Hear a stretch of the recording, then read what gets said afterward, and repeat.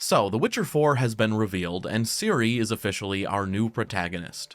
Not just Ciri though, but Ciri as a Witcher who somehow, after the events of Witcher 3, undertook the Trial of the Grasses, which if you don't remember, is the brutal week-long process where children, often orphans, were forcibly administered viruses, herbs, mutagens, and potions that mutated them into Witchers. 60 to 70% of those subjected to the trial died, and even then only a fraction of the children who did survive actually became Witchers and received their medallions, because many of the other trial survivors lost their minds from the pain or were otherwise crippled during the process.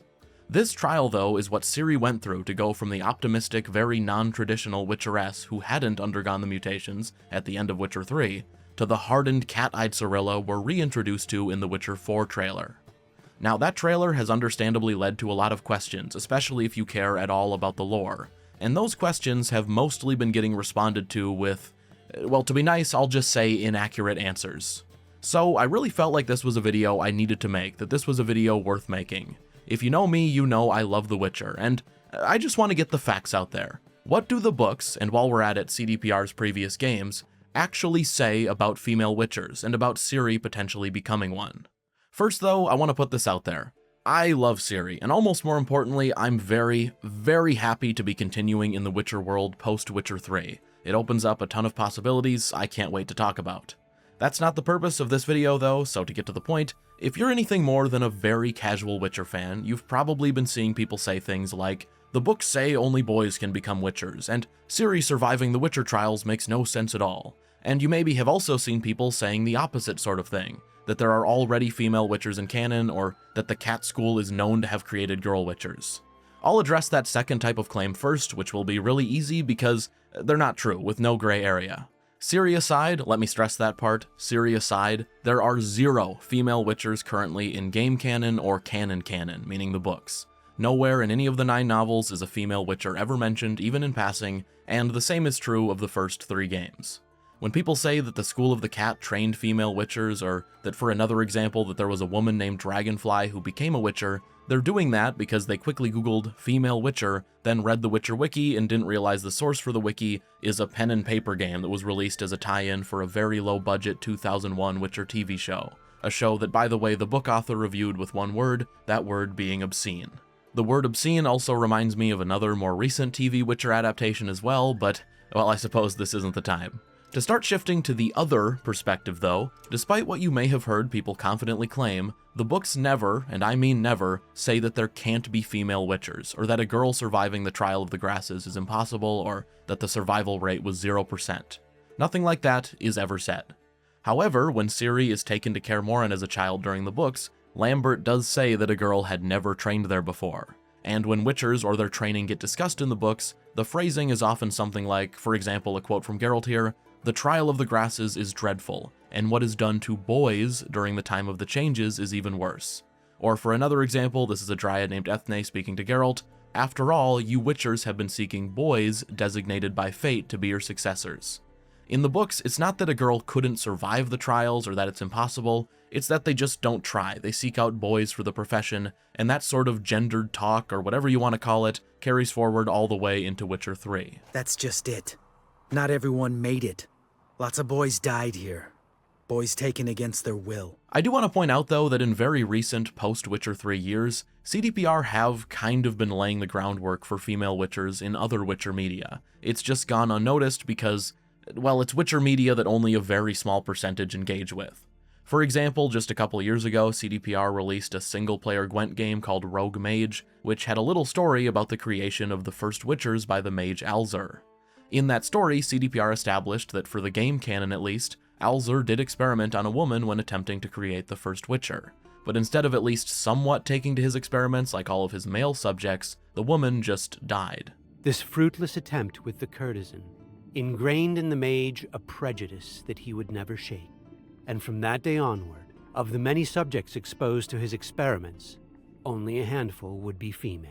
Now, this does establish that even after the first woman's death, Alzur did give other women Witcher mutations, but just that it was a rare occurrence, only a handful of cases from that point forward, apparently.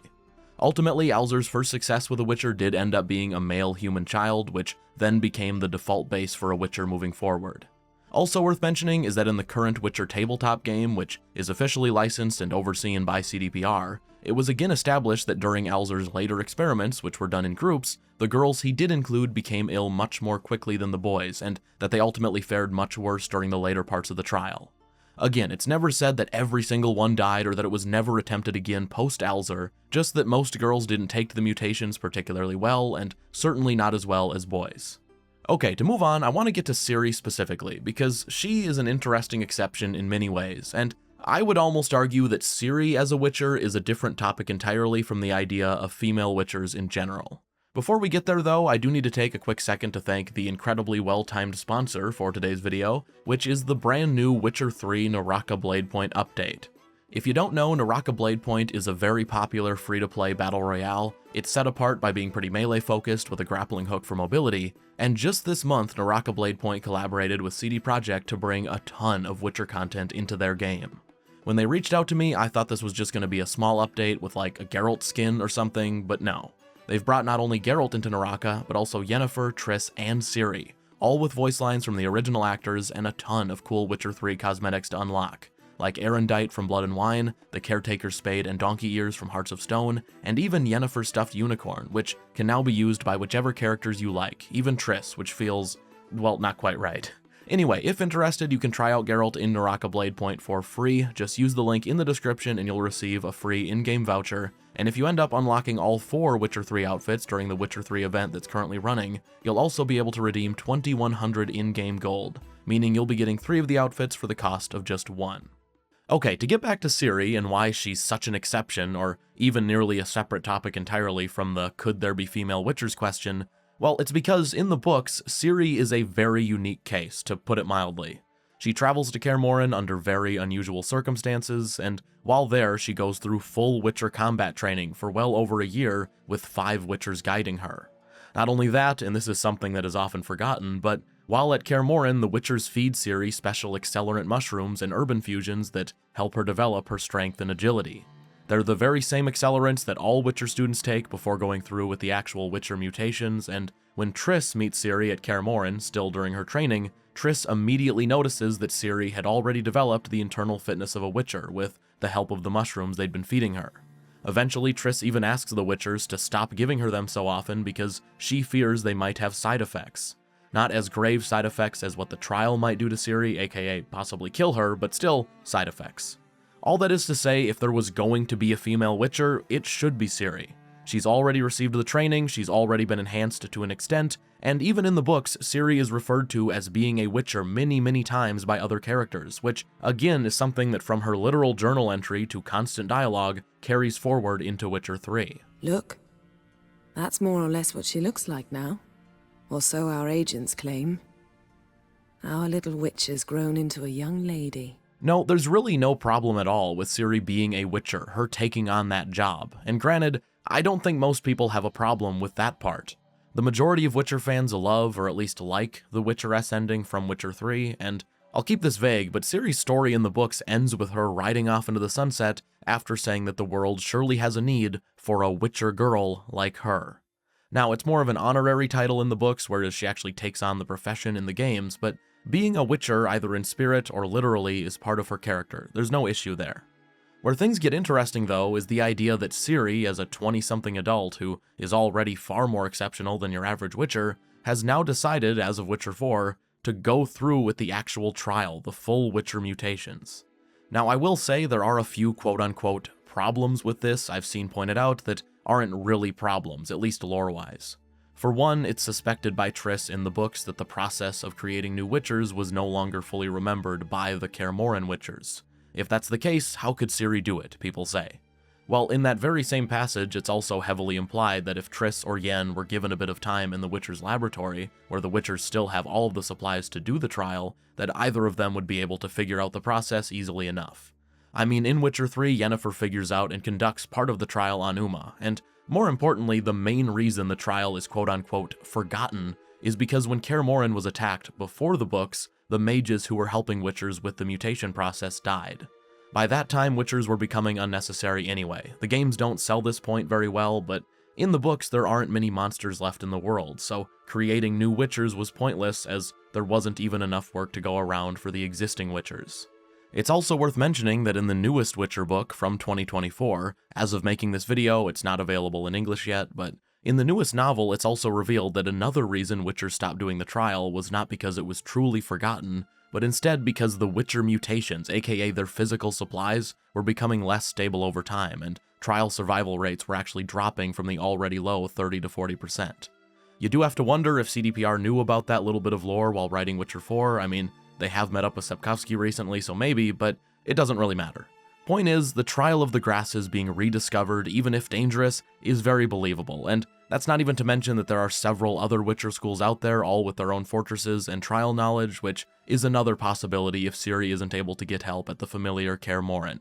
That's a really good segue though, because another problem I've seen people mention is this idea that Geralt would never let Ciri undertake the trial.